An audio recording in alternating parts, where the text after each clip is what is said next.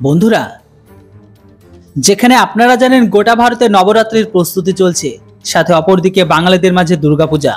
শুধু ভারতে নয়, ভারতের বাইরে যে সমস্ত জায়গায় হিন্দুরা বসবাস করছে সেখানেও কিন্তু নবরাত্রির জোরসোরে আয়োজন হচ্ছে। তো অন্যদিকে আবার আজকের দিনে ভারতের থেকে বেশি ভারতের বাইরের লোকগুলো এই সমস্ত উৎসব পূর্বগুলোকে পালন করছে। তো যেখানে বন্ধুরা সব জায়গায় ভারতের দুর্গাপুজো উৎসব চালু হয়েছে, সেখানে ভারতের একটি পড়শি দেশ অর্থাৎ বাংলাদেশ, যেটিকে এখন থেকে মানুষ বাংলাদেশ নামে বলতে শুরু করেছে, সেই দেশে এখন হিন্দুদের ওপর এমন এমন অত্যাচার হচ্ছে সেটা আর বলবেন না। বন্ধুরা, এই মুহূর্তে বাংলাদেশের 32,000 পুজো মণ্ডপ বিপদে আছে। বাংলাদেশের 9 অক্টোবর থেকে দুর্গাপূজা শুরু হওয়াকে নিয়ে সেখানকার হিন্দুদের না শুধু ধমকাচ্ছে, বরং সেখানকার হিন্দুদের দুর্গাপূজা সুরক্ষাকে নিয়ে ওদের কাছে থেকে মোটা অঙ্কের টাকা চাচ্ছে। এটাকে নিয়ে যে সমস্ত হিন্দুরা এই টাকাকে দেওয়া বন্ধ করতে চাইছে বা দেব না বলছে, তাদেরকে নাকি পুজো করতেই দেবে না। এর থেকে আরো খারাপ খারাপ জিনিস হচ্ছে সেই দেশের কট্টরবাদী সরকারের ক্ষমতায় আসার পরে। সে দেশের ঘরের ভেতরে এত কিছু হওয়ার পরেও এখন সেই দেশের সরকার অর্থাৎ ইউনূস সরকার এটা বলছে যে চিন্তার কোনো কিছু নেই। কিন্তু এখানে চমকানোর মতো বিষয় হলো এটাই যে বাংলাদেশের গৃহসালাকার মোহাম্মদ আলম চৌধুরী ভারতের কাছে আবারও বৃত্তীয় সহায়তা চেয়েছে। বন্ধুরা, এই মুহূর্তে গোটা বাংলাদেশ ডিফল্ট হওয়ার পজিশনে দাঁড়িয়ে গেছে। ভিক্ষা চাইছে, তবুও কেউ ভিক্ষা দিচ্ছে না। তাই এখন সেই দেশের অর্থব্যবস্থা দিনের পর দিন ডুবে যাচ্ছে।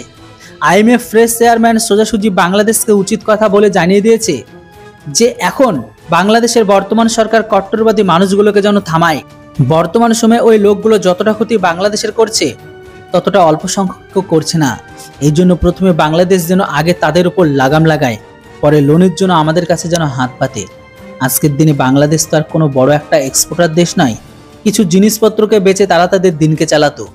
বাংলাদেশের মালদ্বীপ, নেপাল সবাই একই শ্রেণীর, মানে সবগুলো একই ধাগায় গাধা, মানে সবগুলো এখন একই ধাগায় বাঁধা। এদের সম্পূর্ণটা বেঁচে থাকা কিন্তু ভারতের সহায়তায় বেঁচে থাকে, কিন্তু বিরোধ করবে কিন্তু তবুও ভারতের। লেটেস্ট মিডিয়ার খবর অনুসারে বাংলাদেশ আর বাংলাদেশের গৃহসালাকার মোহাম্মদ জাহাঙ্গীর ভারতের কাছে 100 মিলিয়ন বৃত্তীয় সহায়তা চেয়েছে যেন দেশের সুরক্ষাকে সামলানো যায়। যদিও বন্ধুরা, এই মোহাম্মদ জাহাঙ্গীর ভারত বিদেশ বিভাগের প্রবক্তা রণবীর জয়সাল জিজ্ঞাসা করেছিল যে আপনাদের দেশে দুর্গাপূজা হওয়া কিনে যে অত্যাচার হচ্ছে সেটা থামবে কি থামবে না। এর ওপর মোহাম্মদ জাহাঙ্গীর একটি শব্দ পর্যন্ত করেনি।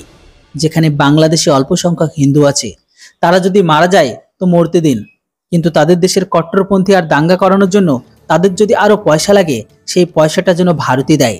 সেম পরিস্থিতি এখন বাংলাদেশের বর্তমান সরকারের।